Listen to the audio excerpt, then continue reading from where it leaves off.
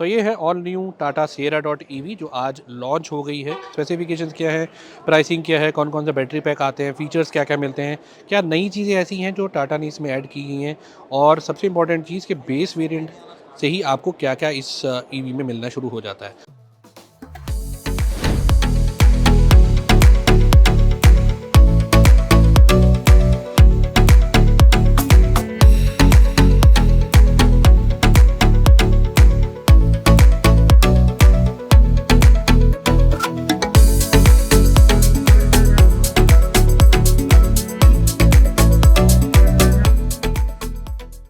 Sierra dot EV में आपको दो बैटरी पैक्स मिलते हैं, 63 किलोवाट आवर और 75 किलोवाट आवर। अब 63 किलोवाट आवर की जो अगर एक्सपेक्टेड रेंज बताएं तो C75 फार्मूला के अकॉर्डिंगली 440 से 460 के आसपास जो है टाटा ने क्लेम किया है। 400 से 450 की रेंज किसी भी कंडीशन में आराम से मिलेगी 63 किलोवाट आवर वाले पैकेट में। लेकिन अगर आप यही 75 किलोवाट आवर वाला पैकेज लेते हैं, बैटरी पैक लेते हैं, तो उसमें 510 से 530 किलोमीटर की जो है रेंज एक्सपेक्टेड है, यानी कि 500 किलोमीटर आपको आराम से मिलेगी। इसकी जो प्राइसिंग है वो 18.79 लाख से स्टार्ट हो जाती है, यानी कि जो बेस वेरिएंट है उसमें 18.79 लाख प्राइसिंग जो है वो रखी गई है, जो रियर व्हील ड्राइव है बेसिकली। इसमें आपको क्यों क्वाड व्हील ड्राइव वाला ऑप्शन भी मिलेगा, लेकिन क्वाड व्हील ड्राइव अगर आप लेना चाहते हैं तो वो सिर्फ टॉप वेरिएंट में अवेलेबल होगा, जो कि 24.80 लैक्स रियर व्हील ड्राइव का है, जिसमें आप 1,20,000 एक्स्ट्रा देते हैं तो आप क्वाड व्हील ड्राइव के लिए भी जा सकते हैं। यानी कि अगर 26 लाख रुपए के आसपास जो है उसका क्वाड व्हील ड्राइव वाला ऑप्शन मिलेगा। अब आकर अगर इसके फ्रंट लुक्स में देखें तो फ्रंट लुक में आप देख सकते हैं कि यहाँ पर जो है ग्रिल वगैरह नहीं है, यहाँ पे ईवी का पूरा डिज़ाइन दिया गया है, 360 डिग्री कैमरा वगैरह है, टाटा का लोगो, ये कनेक्टेड जो है आपको एलईडी डीआरएल्स यहाँ पर देखने को मिलते हैं। प्लस इसमें जो है 3 से 4 जो है कलर्स आपको जो अवेलेबल है वो मैं अभी स्क्रीन पे आप दिखा रहा हूँ कि 2 नए कलर्स बेसिकली जो है इसमें लॉन्च किए गए हैं, प्लस बाकी जो पहले कलर्स आपको नॉर्मल सिएरा में मिलते थे वो कलर्स भी इसमें रखे गए हैं। अगर हम राइट साइड से इसकी प्रोफाइल देखें तो आप देख सकते हैं कि यहाँ पर टाटा डॉट ईवी की बैजिंग मिलेगी। 18 इंचज़ के आपको यहाँ पर जायंट व्हील्स आपको यहाँ पर देखने को मिलते हैं। प्लस आप देख सकते हैं यहाँ पर आपको फ्लश डोर हैंडल्स मिलेंगे। दूसरा यहाँ पर जो डिज़ाइन है वो ऑलमोस्ट सारा सिमिलर है। यहाँ पर आपको चार्जिंग स्लॉट यहाँ पर देखने को मिल जाता है। अब चार्जिंग स्लॉट में जो डिफरेंस है वो यहाँ पर इस तरह से दिया गया है कि यहाँ पर आपको एक इल्यूमिनेशन भी दिया गया है, जिसमें ये इल्यूमिनेशन जो है डिपेंडिंग अपॉन कि कितनी गाड़ी आपकी जो है वो चार्ज है उसके बेस पे ये कलर जो है वो चेंज करेगा। यहाँ पर अगर हम फास्ट चार्जिंग की बात करें तो ये कार जो है वो 120 किलोवाट के चार्जर से अगर आप इसको चार्ज करते हैं तो 15 मिनट की चार्जिंग से आप 250 किलोमीटर्स की टॉपअप यहाँ पर गेन कर सकते हैं। यहाँ पे आपको इलेक्ट्रिक टेल गेट यहाँ देखने को मिलता है, और इसका अगर हम बूट स्पेस देखें तो 627 लीटर के आसपास का बूट स्पेस है। यही अगर आप इसकी सीट्स वगैरह फोल्ड कर देते हैं तो तकरीबन 1200 लीटर के आसपास का बूट स्पेस टोटल मिलता है। और प्लस यहाँ पर एक छोटी सी एड फिल्म के थ्रू ये भी बताया गया है कि इसमें इतना स्पेस है कि आप 25 कैबिन जो बैग्स रहते हैं, लगेज बैग्स रहते हैं, उतना ये गाड़ी जो है स्टोर कर सकती है। हालांकि वो एक प्रैक्टिकल चीज़ नहीं है, इतने लगेज लेकर कौन ही चलता है, लेकिन स्पेस की अगर हम बात करें तो अगर आप इसकी सारी सीट्स फोल्ड कर देते हैं तो तकरीबन 25 बैग उन्होंने वहाँ पर निकाल करके दिखाए। प्लस आप यहाँ देख सकते हैं कि पीछे आपको यहाँ पर कनेक्टेड जो है टेल लैंप्स देखने को मिलते हैं, सिएरा डॉट ईवी की बैजिंग रहती है। प्लस पार्किंग सेंसर्स आपको यहाँ पर 4 पार्किंग सेंसर्स देखने को मिल जाते हैं। ओवरऑल जो लुक है वो बिल्कुल सिएरा वाली लुक आपको यहाँ पर देखने को मिलेगी। यहाँ पे स्पॉइलर वगैरह सारी, शार्क फिन एंटीना, ये सारी चीज़ें जो है लगी हैं। लेकिन और दूसरा वाइपर है वो भी थोड़ा हिडन रखा गया है, वो आप देख सकते हैं स्टाइलिंग को और ज़्यादा एनहेंस करने के लिए। अब चलते हैं इसकी रियर सीट पे, एक बार आपको मैं रियर सीट में दिखाता हूँ। अब रियर सीट में आपको यहाँ पर जो है रियर में आपको यहाँ पे कर्टन्स यहाँ पर देखने को मिलेंगे, जो रियर कर्टन्स वगैरह रहते हैं। ईवी आर्किटेक्चर में बने होने की वजह से सेंटर में कोई हम्प वगैरह आपको देखने को नहीं मिलता है। अब यहाँ रियर सीट में अगर स्पेस देखें तो काफ़ी अच्छा सफिशिएंट स्पेस आपको यहाँ देखने को मिलता है, और सबसे अच्छी चीज़ स्पेशियस इंटीरियर रखा गया है। हालांकि कलर कॉम्बिनेशन वगैरह देखेंगे तो उससे भी काफ़ी स्पेशियस आपको फील आता है। प्लस पैनोरामिक सनरूफ मिल जाती है तो उससे काफ़ी जो है आपको एयरी फील होता है, काफ़ी स्पेशियस फील होता है। सेंटर में आपको कोई हम्प वगैरह देखने को नहीं मिलता, एकदम फ्लैट यहाँ पर फ्लोर रहता है। पीछे एसी एयर वेंट्स वगैरह रहते हैं। 65 वॉट के टाइप सी आपको यहाँ पर देखने को मिल जाती है। एक और टाइप सी देखने को मिलती है। थोड़ा सा स्पेस यहाँ पर आप मोबाइल वगैरह अपना रख सकते हैं वाइल चार्जिंग। पॉकेट्स वगैरह मिल जाती हैं यहाँ पे मैगजीन या कुछ पेपर वगैरह रखने के लिए। प्लस यहाँ पर आप देखें तो आपको आर्मरेस्ट मिल जाता है, और आर्मरेस्ट में 2 कप होल्डर। दूसरा यहाँ पर आपको एडजस्टिंग हेडरेस्ट वगैरह मिल जाते हैं, तो 3 यहाँ पर एडजस्टिंग हेडरेस्ट रहते हैं, यानी कि 3 लोगों के लिए आराम से जो है यहाँ पर स्पेस बन सकता है। प्लस यहाँ पे देखें तो आपको लाइटिंग वगैरह जो है सब आपको वाइट लाइट वगैरह दिखती है, और लेग स्पेस हेडरूम वगैरह काफ़ी अच्छा है। यानी कि इनफैक्ट मेरी टर्बन के ऊपर भी आप देख सकते हैं कि स्पेस काफ़ी अच्छा है, लेग स्पेस वगैरह सही है, अंडर थाई सपोर्ट वगैरह काफ़ी अच्छा है, कुशनिंग जो है सीट्स की काफ़ी बढ़िया है। म्यूज़िक सिस्टम की बात करें तो इसमें हम आपको 12 स्पीकर्स जो है वो JBL का म्यूज़िक सिस्टम देखने को मिलता है विद डॉल्बी डिजिटल साउंड।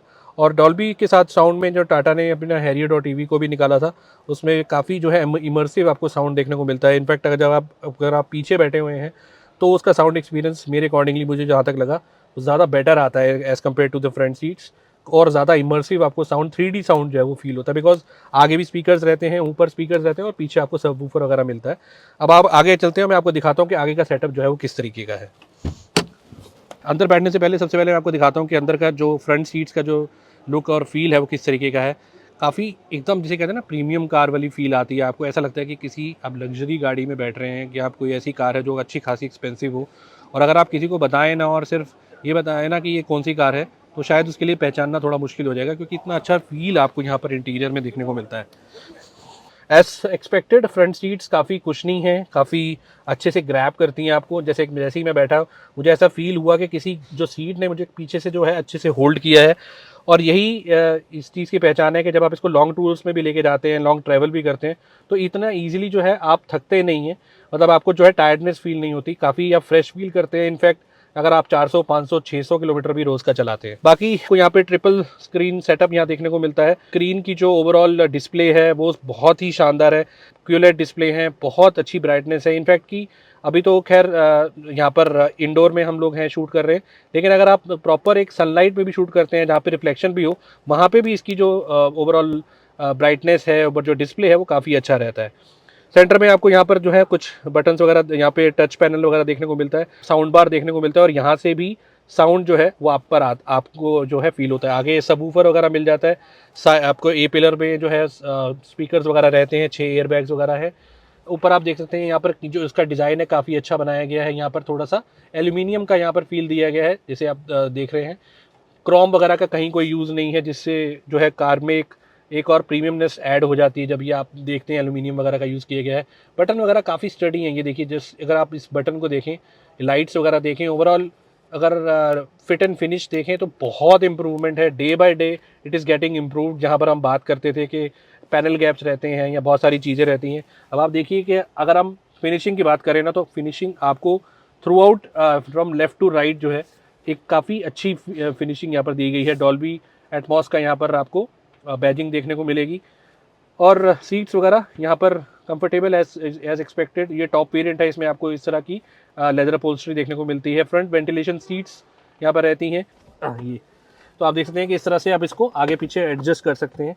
तो एज़ पर योर नीड, आपकी हाइट कम है, ज़्यादा है, आप इसको ड्राइवर और पैसेंजर साइड एडजस्ट कर सकते हैं। सेंटर नॉब अगेन वैसे ही जैसे हमने हैरियट और टीवी में देखा था, R&D पार्किंग वगैरह।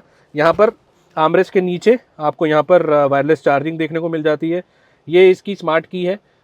यहाँ पर आपको अगेन जो फीचर्स हमने हैरियट और टीवी में देखे थे, आपको स्मार्ट पार्किंग जो है वो ऑटोमेटिक पार्किंग वगैरह सब मिल जाता है, समन मोड वगैरह मिल जाता है। वो सारे फीचर्स जो हमने जहाँ पे ट्राई किए थे वो सारे फीचर्स आपको इसमें देखने को मिलेंगे। और यहाँ पर थोड़ा सा स्पेस वगैरह दिया गया है। और अगेन आगे भी दो कप होल्डर्स यहाँ पर दिए गए हैं। 65 वॉट का यहाँ पे टाइप सी और एक नॉर्मल टाइप सी आपको यहाँ पर देखने को मिलेगा। एप्पल कारप्ले और एंड्रॉयड ऑटो वायरलेस यहाँ पर मिलता है। स्टेयरिंग 4 स्पोक स्टेयरिंग रहता है। यहाँ पर टाटा का इल्यूमिनेटेड लोगो रहेगा स्टार्ट करने पे। प्लस यहाँ पर राइट साइड में कुछ यहाँ पर बटन्स वगैरह रहेंगे, जिसमें आपके मोड्स वगैरह आप देख सकते हैं कि यहाँ पर मोड्स वगैरह रहेंगे। बूस्ट मोड वगैरह जो हमने देखा था अभी रिसेंटली, जहाँ पर एक एड फिल्म में इन्होंने दिखाया था कि सैंड ड्यून्स जहाँ पर इस गाड़ी को चढ़ा दिया था, वहाँ पर बूस्ट मोड का यूज़ करके इस कार में जो है, क्यों क्वाड व्हील ड्राइव में ही बेसिकली वो आपको ये बूस्ट मोड देखने को मिलेगा। यहाँ पर अगर आप एंड्रॉयड ऑटो यूज़ करते हैं तो एंड्रॉयड ऑटो में एक फंक्शनैलिटी दी गई है जिसमें आप गूगल मैप से कनेक्ट करेंगे तो वहाँ पर वो आपको ये भी बताएगा कि कौन कौन से चार्जर्स आपकी ए ट्रिप से बी ट्रिप अगर आप जा रहे हैं, कौन कौन से चार्जर्स अवेलेबल हैं, कितने किलोवाट का चार्जर है, प्लस आपकी कार में कितनी बैटरी रेंज जो है वो लेफ़्ट है और आपको इतने डिस्टेंस जाना है। तो वो अगर आप सफिशेंट नहीं होगी तो आपको ऑटोमेटिकली आपके गूगल मैप में वो चार्जर्स ऐड कर देगा और आपको बताएगा कि आपको इतनी देर यहाँ पर चार्ज करना चाहिए। ये रेस्ट एरिया, ये रेस्टोरेंट है, यहाँ पे कोई होटल है या फिर कोई पब्लिक चार्जर है, तो वहाँ पे आपको चार्ज कर लेना चाहिए सो दैट कि आप सफिशिएंटली पहुँच सके।